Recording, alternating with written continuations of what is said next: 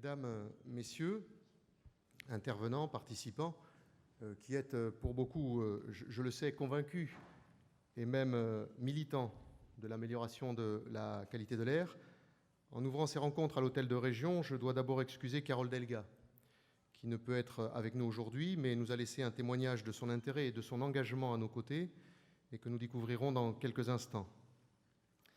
Guy Berger, président de la Fédération Atmo France, et moi-même sommes heureux de vous accueillir pour ces secondes rencontres internationales Air et Santé. Celles et ceux d'entre vous qui étaient déjà à Toulouse en 2012 pour la première édition ou qui s'étaient intéressés à nos travaux, qui posaient la question de la santé au cœur de la problématique air-climat, s'interrogent légitimement.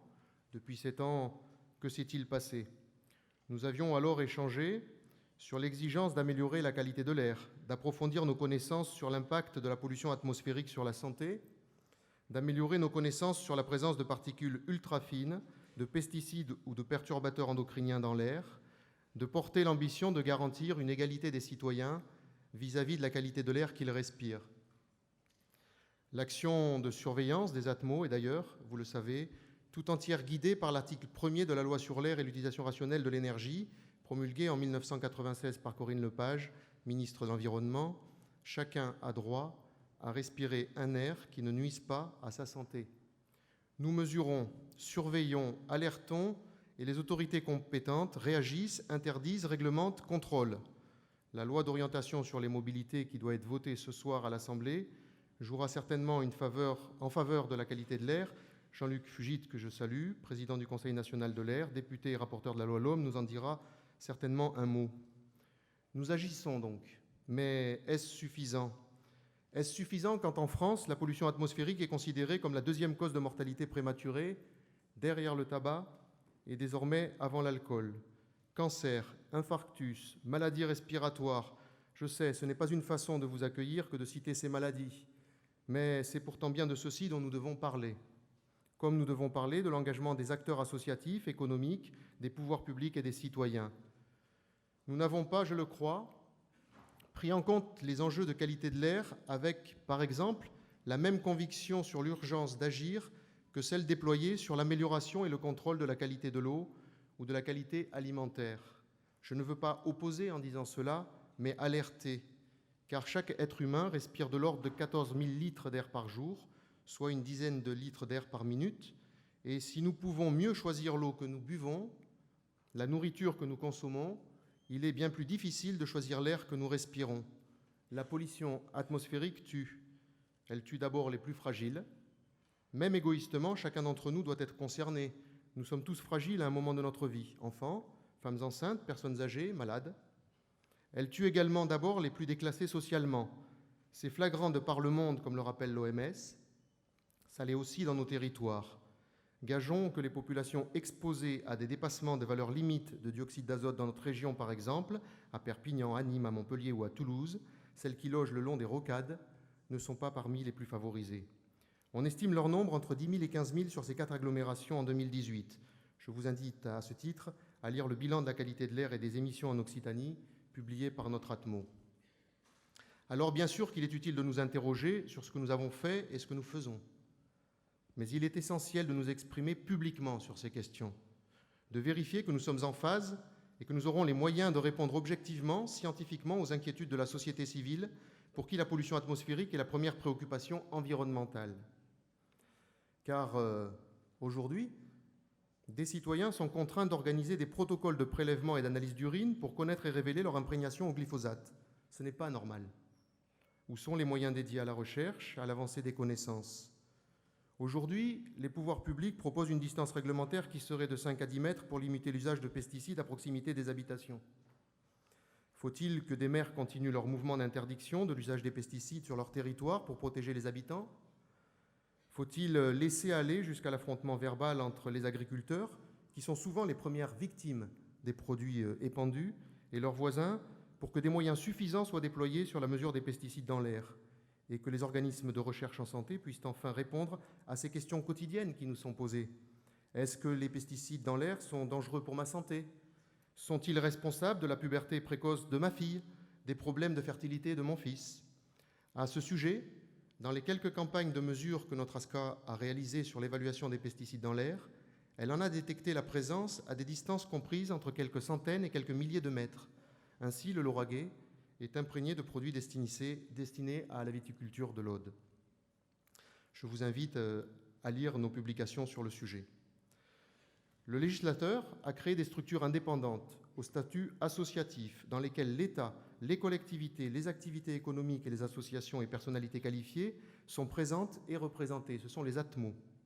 L'originalité dans la gouvernance et les financements de nos associations agréées de surveillance de la qualité de l'air en font un modèle original et unique d'indépendance, de transparence et, je le crois, d'objectivité scientifique. Le législateur a affirmé le principe pollueur-payeur. Ainsi, les industriels dont les activités ont un impact sur la pollution de l'air contribuent au financement de la surveillance de la qualité de l'air et à l'évaluation des actions qu'ils mettent en œuvre pour réduire leur impact. Mais aujourd'hui, les enjeux portent sur d'autres secteurs d'activité, ceux du transport automobile, bien sûr, des croisières maritimes, de l'agriculture, des dispositifs de chauffage et de climatisation. Comment les accompagner? Comment évaluer objectivement les progrès? Je dois le rappeler, les moyens alloués à la surveillance de la qualité de l'air en France sont tous budgets confondus, État, collectivités, acteurs économiques, de 67 millions d'euros par an, soit un peu moins d'1 euro par an et par habitant, pour surveiller l'ensemble du territoire national, produire quotidiennement une prévision de la qualité de l'air à J+1, bientôt J+2, produire l'ensemble des mesures que l'État français restitue à l'Europe et réaliser bien d'autres missions d'information et d'études que nos partenaires attendent des ASCA. Une question non négligeable de nos rencontres est donc aussi de savoir comment nous pourrons déployer de nouveaux moyens pour répondre aux nouvelles préoccupations s'il n'y a pas une évolution des financements de nos structures. Avoir les moyens d'agir, sensibiliser et interpeller les acteurs locaux sur les enjeux de santé publique associés à la pollution atmosphérique, faire bouger les lignes réglementaires, mieux localiser les populations exposées pour permettre la mise en œuvre des actions publiques ciblées, évaluer l'efficacité des actions de réduction de la pollution, répondre aux questions et aux inquiétudes, tels sont les enjeux auxquels nous devons répondre. C'est bien dans cette perspective que s'inscrivent ces rencontres internationales Air et Santé. Alors, de tout ceci, au nom d'Atmo Occitanie et d'Atmo France, je veux remercier le ministère de la Transition énergétique et solidaire et le ministère des Solidarités et de la Santé, partenaires de l'événement, la région Occitanie-Pyrénées et Méditerranée, qui a mis à disposition cette salle, un appui logistique et une équipe dédiée, Toulouse Métropole, cher Michel, le département de la Haute-Garonne, cher Pascal, l'ADEME, Occitanie Europe et les Vins du Sud-Ouest pour leur contribution à cet événement. Je veux remercier particulièrement les membres du comité d'organisation Santé publique France, Région de France, France urbaine, l'Agence régionale de santé Occitanie, l'ADREAL Occitanie, le Centre régional d'études, d'action et d'information de l'Observatoire régional de la santé d'Occitanie et la mairie de Tarbes. Et je veux remercier chacune des associations agréées de surveillance de la qualité de l'air présentes aujourd'hui et qui ont contribué à cette journée. Remercier enfin toutes les intervenantes et les intervenants qui ont répondu présents aujourd'hui, élus, experts, représentants d'associations, des services de l'État, qui viennent présenter leurs travaux, réfléchir ensemble, avec nous, aux actions à mettre en œuvre pour améliorer les connaissances et réduire la pollution de l'air et ses impacts sur la santé. Pour conclure, avant que nous puissions entendre le message d'accueil, mais aussi message d'engagement de Carole Delga, présidente de la région Occitanie, permettez-moi de rendre hommage à quelqu'un que vous êtes nombreuses et nombreux à avoir connu, à avoir apprécié ou pas. Quelqu'un qui continue de nous inspirer, quelqu'un qui nous a aidés à construire cette journée. Je veux parler de José Cambou. Engagée depuis toujours à France Nature Environnement et au sein d'Atmo Occitanie, elle a œuvré avec intégrité au niveau national et local pour faire avancer les connaissances, orienter la réglementation environnementale de manière objective et scientifique. Elle a été longtemps au conseil d'administration de l'ANSES, au Conseil national de l'air, dans le groupe Santé-Environnement. Elle a consacré sa vie à défendre et proposer des solutions législatives permettant de protéger et garantir un environnement qui ne nuise ni à notre santé, ni à l'équilibre écologique indispensable à la survie des espèces. Alors, pour tous ces combats menés pour nous tous, nous avons souhaité lui dédier cette journée en souhaitant qu'elle soit utile et suivie d'action. Je vous remercie.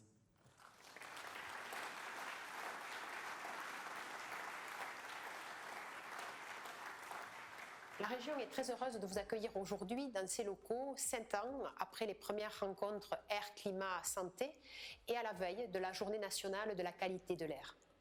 Désormais, la nécessité de préserver la planète est une prise de conscience de plus en plus partagée, mais pas encore suffisamment dans notre monde.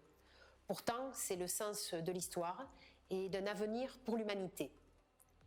Les citoyens, soucieux de leur qualité de vie, revendiquent le droit à une alimentation saine, à respirer un air non pollué et veulent de la transparence. Ils sont volontaires, se mobilisent. Et notre rôle à nous, pouvoir public, est de leur en donner les moyens, de les accompagner. Cette mobilisation est aussi la nôtre, et nous y prenons toute notre part de responsabilité. Les thématiques de ces journées interrogent en effet les actions à mettre en œuvre pour un air plus respirable, afin de réduire aussi les impacts sur notre santé, mais aussi de réduire les inégalités. Car la qualité de l'air, comme l'alimentation, est un enjeu de santé publique et une question de justice sociale. Aussi, je salue le travail d'Atmo, dont la région est partenaire. Je remercie Monsieur le Président d'Atmo France, Guy Berger, Monsieur le Président d'Atmo Occitanie, Thierry Siot, et leurs équipes, qui accomplissent ces précieuses missions de surveillance, d'information, d'analyse scientifique, mais aussi d'expertise. Elles sont essentielles pour nous aider à mieux comprendre et à proposer des solutions concrètes aux habitants. Je remercie aussi tous les partenaires qui se mobilisent publics comme privés aux côtés d'Atmo. Nous menons tous le même combat. En Occitanie, nous sommes à l'œuvre avec l'ambition d'être la première région d'Europe à énergie positive. À l'horizon 2050, cette stratégie permettra ainsi la diminution de 75% d'émissions des oxydes d'azote et de 37% des particules fines. Pour accompagner les territoires, nous avons par exemple créé l'Agence régionale de l'énergie et du climat et l'Agence régionale de la biodiversité. La mobilité est, nous le savons, l'une des causes majeures de la pollution de l'air. Nous agissons ainsi pour proposer des solutions alternatives de déplacement doux, avec notamment les transports en commun. Il y a aussi l'éco-chèque mobilité. Il y a également des combats politiques comme celui du maintien de la ligne fret Perpignan-Rungis. Et puis on a aussi des solutions innovantes pour des carburants propres comme l'hydrogène vert. Nous agissons aussi en faveur de la rénovation énergétique des bâtiments avec l'éco-chèque logement. Nous agissons aussi pour l'agriculture durable, respectueuse de l'environnement, l'agroécologie. Et puis nous sommes également mobilisés avec vous sur une question spécifique, celle des perturbateurs endocriniens. Vous le voyez, je l'ai illustré, la région est à vos côtés. Je vous souhaite donc une excellente journée, de bons travaux pour construire ensemble le monde de demain.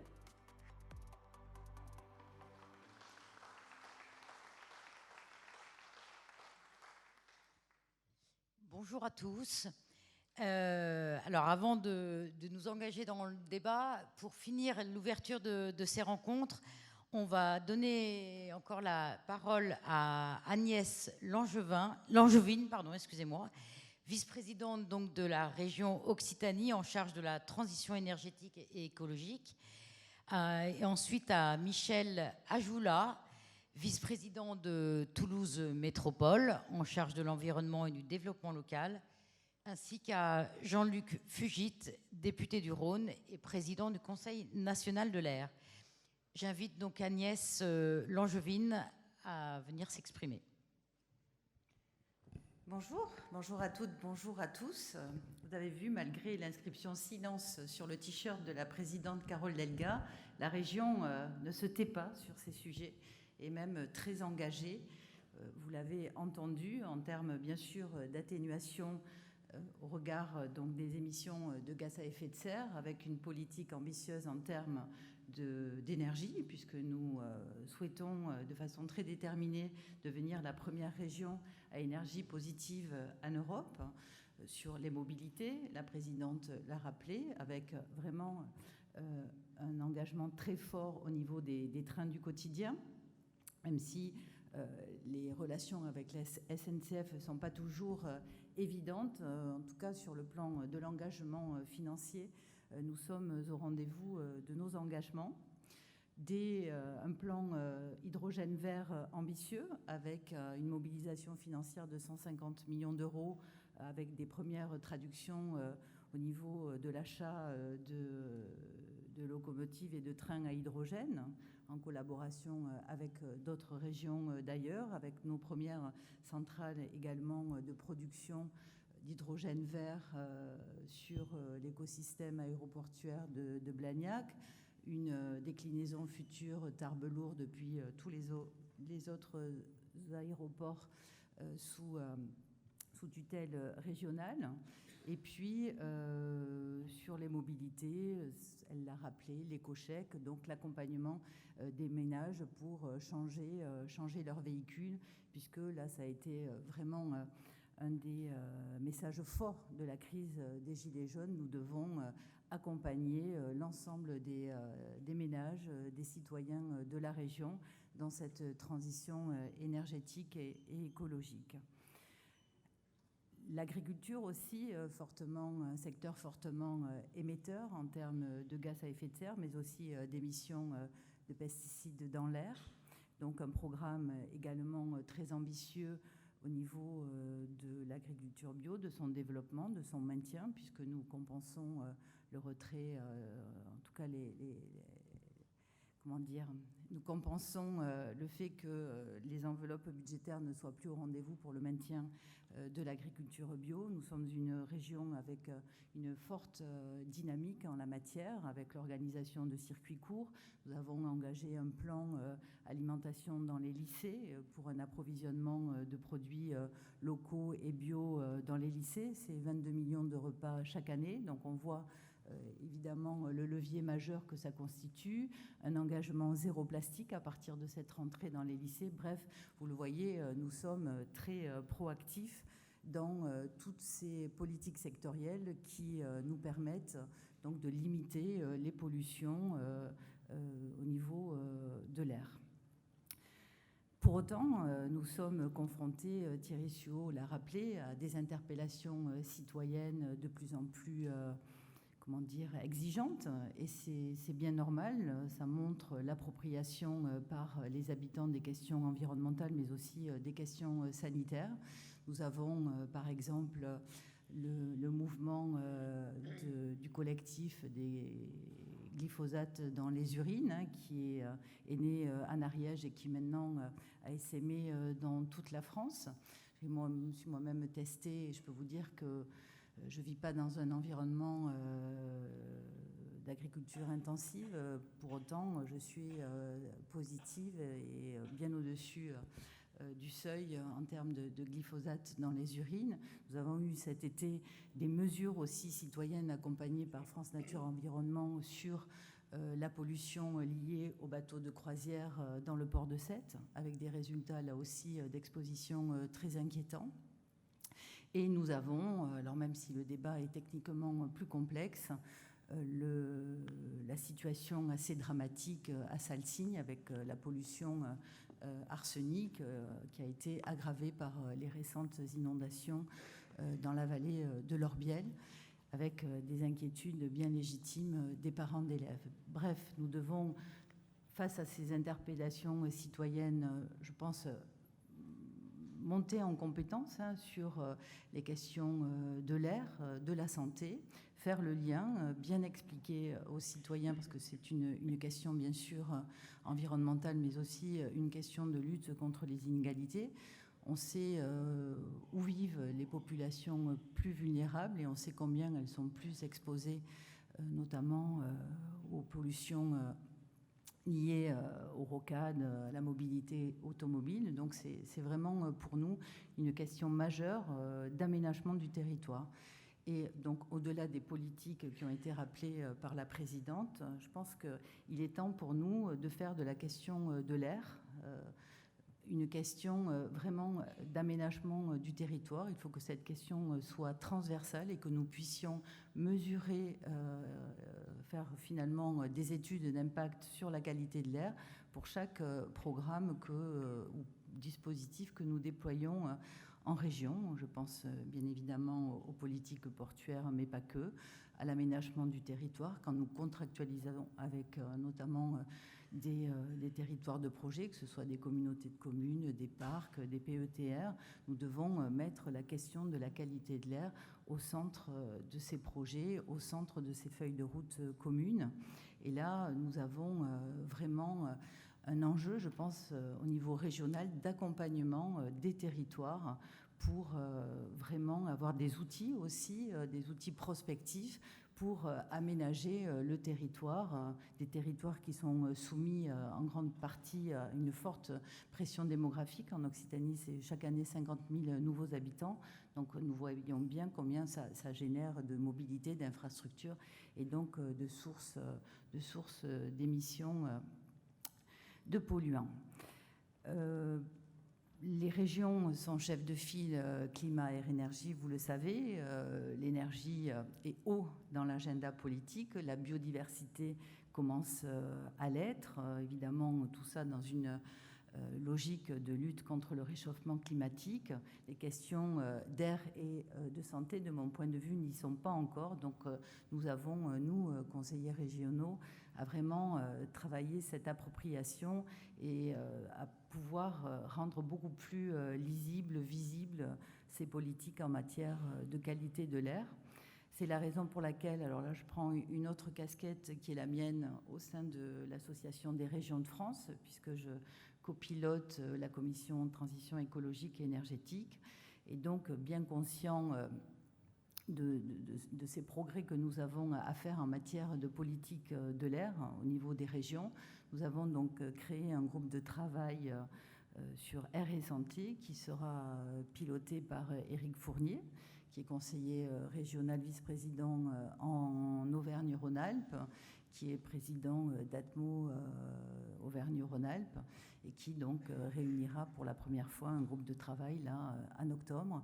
Donc nous sommes au travail, nous sommes au rendez-vous et je vais bien sûr m'inspirer de vos expertises, de ce qui sera amené dans les débats dans la journée.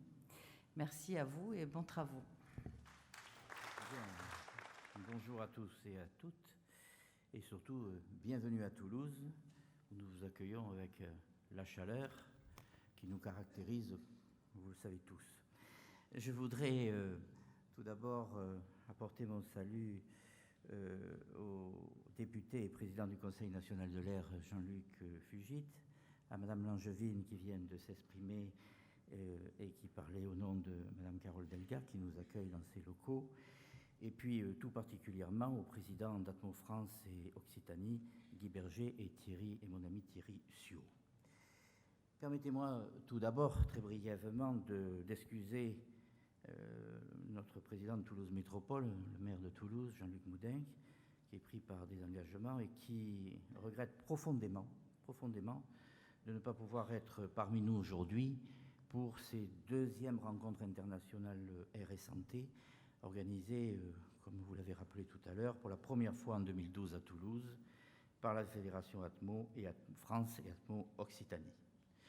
Comme j'interviendrai en début d'après-midi, quelques mots simplement pour souligner que 7 ans après ces premières rencontres, faire le point sur l'avancée des connaissances, sur le lien entre qualité de l'air et impact sanitaire est plus que prégnant quand on sait que la qualité de l'air aujourd'hui est reconnue comme un enjeu majeur de santé publique et surtout un sujet d'interrogation grandissante de notre société. L'impact de la pollution de l'air et du changement climatique sur notre santé, ainsi que la qualité de l'air de demain, sont deux axes qui guident franchement maintenant l'action publique dans ce domaine. Et au cours de l'année 2019, les mobilisations citoyennes et les constats d'experts se sont succédés pour alerter sur l'importance de prendre en compte la cause environnementale, non pas seulement du dérèglement climatique, mais de notre cadre de vie global.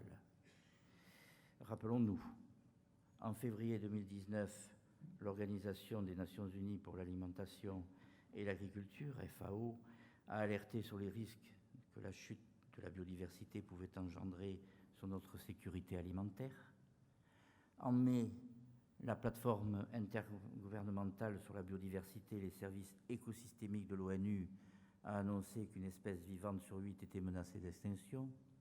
Fin 2018, le GIEC avait été tout aussi alarmant en soulignant que les 10 prochaines années seraient cruciales pour amplifier l'action de lutte contre le dérèglement climatique.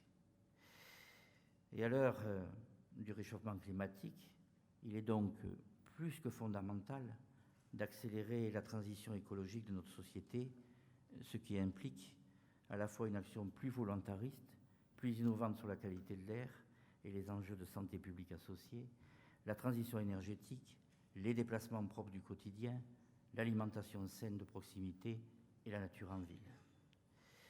Le plan climat-air-énergie territorial de Toulouse Métropole, définitivement adopté, je le rappelle, en juin dernier, s'appuie sur 4 priorités. L'amélioration de la qualité de l'air, l'adaptation au changement climatique, la transition énergétique pour la croissance verte et l'atténuation de l'impact des activités du territoire sur le climat. Notre stratégie qui sous-tend le plan climat métropolitain vise ainsi une baisse de 40% des émissions de gaz à effet de serre, la diminution de 20% de la consommation énergétique finale, le doublement de la part locale d'énergie renouvelable et de récupération dans la consommation d'énergie du territoire. La pollution de l'air, qui est la principale préoccupation gouvernementale, je le rappelle, environnementale des Français, est aussi la deuxième cause de mortalité, tu l'as rappelé Thierry, en France, avec près de 67 000 décès prématurés chaque année.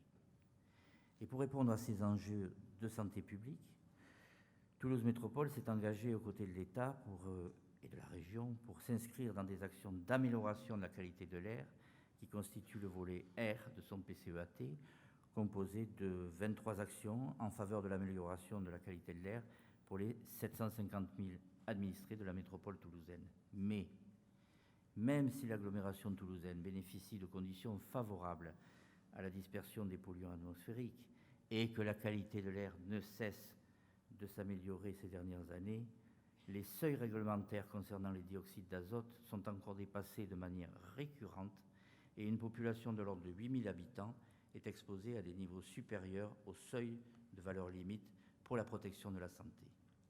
L'usage de véhicules peu émissifs, le soutien au développement de l'usage du vélo et à l'acquisition de vélos électriques, la mise en place d'une ZFE, zone à faible émission, ou encore le projet européen Commute, coordonné par Toulouse Métropole, sont autant d'actions métropolitaines sur lesquelles nous aurons l'occasion de débattre ensemble au cours de cette journée.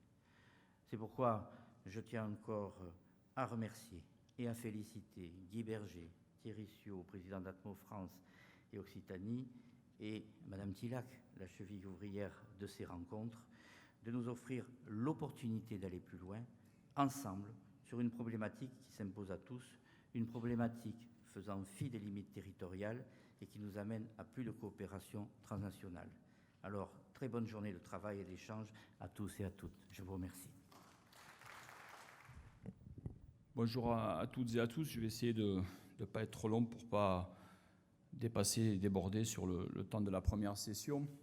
Je voulais déjà vous remercier d'avoir organisé ces journées, remercier plus particulièrement évidemment Atmo France ainsi que la région ici de nous accueillir. Donc c'est un plaisir pour moi. J'étais déjà présent finalement en vous écoutant les uns les autres. Je me suis souvenu que j'étais bien présent en 2012 dans cette enceinte donc pour les rencontres Air Climat Santé.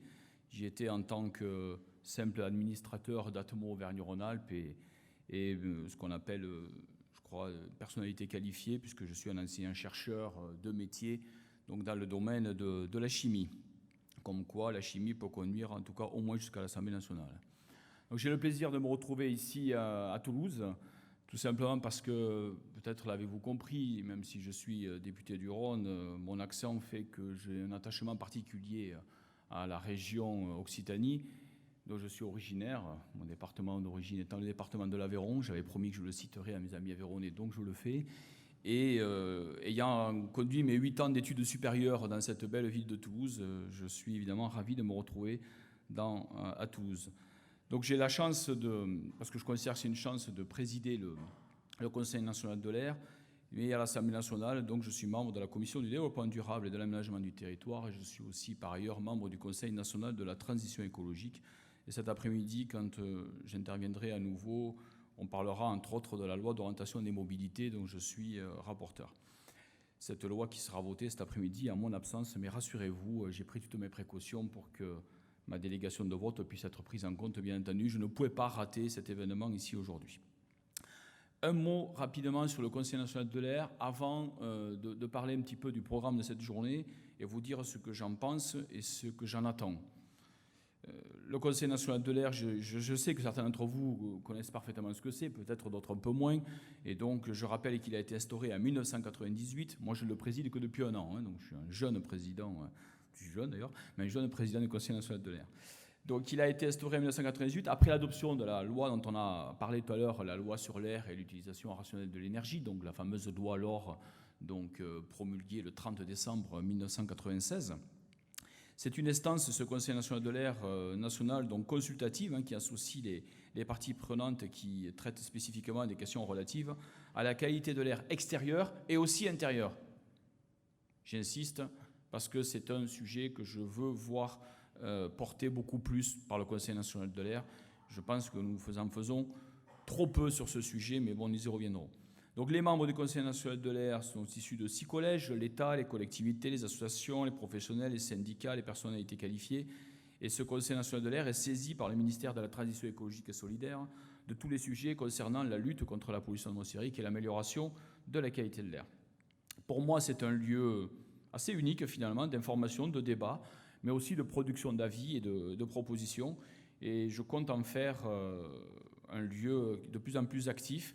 On essaie de le réunir tous les 2 mois. Il y a des groupes de travail qui ont lancé des travaux donc en parallèle. Il faut que ça devienne un incontournable et que pour Madame la ministre de la Transition écologique et solidaire, voire même d'autres ministères, eh bien, ce soit un lieu en qui ils peuvent avoir confiance et sur lequel ils peuvent s'appuyer pour conduire les politiques nationales à développer dans ce pays. Alors un mot sur le programme de la journée. Donc moi, déjà, je voulais rappeler sûrement des évidences, mais rappeler quand même, je trouve que c'est très important d'aborder la pollution de l'air sous l'angle sanitaire. La qualité de l'air, elle est historiquement rattachée aux questions d'environnement ou d'écologie, selon le terme qu'on veut prendre. Alors que toutes les études confirment de plus en plus que cela affecte grandement notre santé. Ça paraît évident de le dire, mais il est temps pour moi de rendre les choses beaucoup plus transversales. Notamment se souvenir que depuis 1999, l'environnement a été considéré comme étant un facteur clé d'une meilleure santé. Et en 1999, c'était une déclaration très forte à l'époque de l'OMS. Je crois d'ailleurs qu'il y a des représentants de l'OMS. Je crois qu'il devait y avoir Madame... Voilà, apparemment. Voilà, excusez-moi, je ne vous avais pas vu. Et donc... Je voulais vous féliciter au niveau de l'OMS de mettre en avant cette thématique-là. Je pense que c'est vraiment extrêmement important. Un mot sur la première session qui va avoir lieu dans quelques minutes sur pollution de l'air et changement climatique. C'est tellement évident qu'on a tendance à l'oublier. C'est très pertinent de traiter les 2 sujets dans la même session. Je le vois, souvent ces sujets sont séparés. Et pourtant, on peut même arriver à des problématiques d'antagonisme. Je pense aux exemples de l'utilisation du bois-énergie, je pense aux discussions autour des consommations d'énergie fossile par les véhicules, etc. Donc, on doit parler de pollution de l'air, on doit parler aussi de changement climatique. D'un côté, on a les problématiques de CO2, de l'autre côté, on a les problématiques de pollution de proximité. Et je peux vous dire qu'à l'Assemblée nationale, je passe pas mal de temps, moi, à mettre en avant le fait qu'il faut parler des 2. J'essaie sur ce sujet-là, passez-moi l'expression, de faire du en même temps. Alors il y a un besoin vraiment de pédagogie, et j'insiste lourdement, ce besoin de pédagogie, il est vraiment fondamental, et il faut continuer à le faire et à le développer, parce que la seule chose qui m'inquiète sur les journées comme aujourd'hui, c'est que nous sommes entre des personnes qui connaissons et qui sommes convaincus. Et ce qu'il faut, c'est partir de ce type de journée en ayant la ferme intention et la volonté d'essayer d'embarquer tout le monde. Et embarquer tout le monde, ça va nécessiter de ne surtout pas rester entre nous. C'est vraiment de faire en sorte de convaincre que ces sujets sont extrêmement importants, même si nous sommes parfaitement convaincus. Quelques mots sur les d'actions. Nous allons aborder aussi cet après-midi des actions engagées pour réduire les émissions de polluants. Je interviendrai moi-même donc sur ce sujet-là. Je serai aussi particulièrement attentif à tout ce qui sera proposé par les uns et par les autres. J'y serai attentif, moi, en tant que président du Conseil national de l'air, mais je le dis aussi en tant que député, parce que quand on essaie de faire bouger les lignes à travers les projets de loi et autres actions, eh bien, on a besoin de s'emparer des différents sujets, d'essayer d'être un peu prospectif et d'essayer de faire en sorte de pouvoir en débattre. Je profiterai aussi cet après-midi de vous parler un petit peu de l'action conduite au sein du Conseil national de l'air, et j'en profite pour vous dire que certains d'entre vous étaient présents puisque vous en êtes membre de ce conseil. Nous avons adopté la semaine dernière un avis donc, sur la révision, comme vous le savez, donc un avis relatif au projet de révision de l'indice Atmo, quelque chose qui est demandé depuis plusieurs années. Nous l'avons adopté la semaine dernière, après beaucoup d'échanges, beaucoup de travail avec les uns avec les autres, et nous l'avons adopté à l'unanimité. Je ne peux que nous en féliciter, puisque la plupart d'entre vous étiez présents. Je voulais vous informer qu'à sa demande, et uniquement à sa demande, demain, dans le cadre de la Journée nationale de la qualité de l'air, la ministre de la Transition écologique et solidaire, Elisabeth Borne, m'a demandé de lui remettre officiellement cet avis. Donc, ce que je ferai demain soir, donc à 19h, à sa demande. Et je le prends comme un signe de confiance vis-à-vis du Conseil national de l'air, et je le prends aussi comme le début d'un engagement à suivre cet avis pour en faire en sorte derrière qu'il y ait une prise d'arrêté et puis que dès début 2020, on puisse passer à l'action.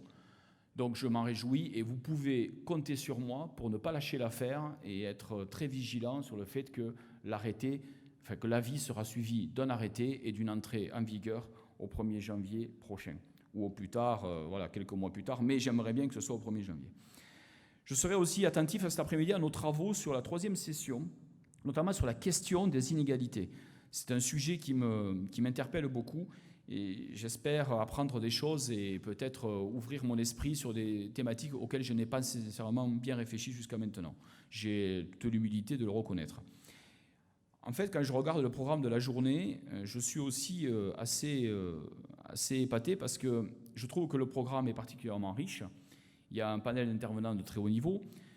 Je trouve que c'est très intéressant d'inscrire cette journée un petit peu dans l'esprit de ce qu'a fait l'OMS l'année dernière à Genève, où, si je ne me suis pas trompé, c'était la première fois que l'OMS organisait une journée internationale sur, pollution de l'air et impact sanitaire.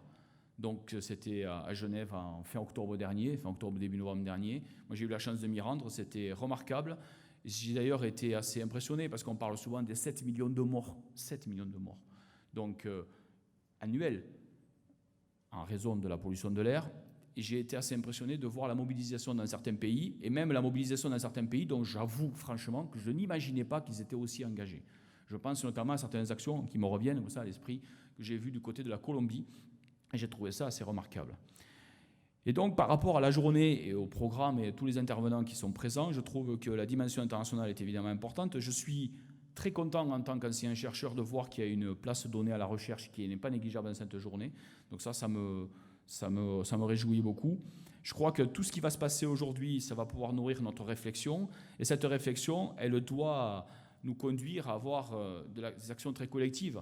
La réflexion doit être collective, l'action doit être collective. Et je le dis d'autant plus que nous sommes à Toulouse, la capitale du rugby, et que quand on est dans la capitale du rugby, on sait ce que veut dire le mot collectif. C'est extrêmement important. Je suis désolé, c'est un peu le passionné du collectif et du rugby qui vous parle ici aussi. Mais je crois que c'est extrêmement important que cette réflexion collective s'affirme. Pourquoi ? Parce que nous devons de plus en plus faire face à l'exigence sociétale, et c'est à mieux, et y répondre de mieux en mieux en donnant notamment, après l'exigence sociétale, il faut donner la place aux travaux pratiques. Il faut passer aux travaux pratiques. J'en parlerai cet après-midi, notamment avec la loi d'orientation des mobilités. Alors, pour conclure, je dirais qu'avec un tel programme, je crois qu'on va pouvoir nourrir la réflexion, moi la mienne, mais celle de tout le monde, ça c'est clair. Et au fond, j'avais envie de finir en disant que, sincèrement, je pense que cette journée, elle s'inscrit dans une démarche que je résumerai par une belle phrase que j'ai peut-être un petit peu déformée de Jean Jaurès, qui disait toujours, c'est ce que j'ai dit la semaine dernière, moi, à la tribune de l'Assemblée nationale, en parlant de la loi mobilité, il faut comprendre le réel pour aller à l'idéal, il faut donc comprendre où nous en sommes, Et aller à l'idéal, c'est aller vers ce fameux article 1 de la loi de 1996 qui dit que chacun a le droit de respirer un air qui ne nuit pas à sa santé. Eh bien, c'est ça l'idéal qu'on doit atteindre. On doit cranter des évolutions, avoir une dérivée positive dans nos actions. Eh bien, il faut le faire pas à pas. Évidemment que parfois on va pas assez vite, même souvent, on va pas assez loin. Mais nous sommes là aujourd'hui pour réfléchir ensemble et faire en sorte de trouver les moyens d'embarquer tout le monde. Bonne journée et bonne rencontre à toutes et à tous et au plaisir d'échanger avec vous tout au long de cette journée. Merci pour votre attention. Merci. Donc nous voilà partis pour une journée d'échanges et de débats qui seront certainement intenses sur cette question effectivement cruciale de la pollution de l'air intérieur et extérieur. Je pense qu'il faut effectivement insister là-dessus et son impact sur la santé. Une question qui, je crois qu'on peut le dire, est loin encore d'être devenue une préoccupation première, prioritaire des pouvoirs publics. Et pourtant, régulièrement, sortent des études qui nous rappellent les effets sanitaires importants, voire dramatiques de la pollution. La dernière en date est celle publiée en juillet dernier par l'ANSES, laquelle insistait en particulier sur la nécessité urgente de réduire le trafic routier. Dans le même temps, on assiste à une prise de conscience, je pense, croissante des citoyens. En témoigne la multiplication des arrêtés municipaux anti-pesticides qui reflètent de toute évidence une inquiétude grandissante de la société civile. Donc nous allons débattre de toutes ces questions au cours de ces journées de rencontres qui se tiennent symboliquement la veille de la journée nationale de la qualité de l'air et qui, pour l'occasion, effectivement, réunissent bon nombre des acteurs scientifiques et politiques s'intéressant au sujet. Alors, la journée va se dérouler en 3 grands temps thématiques.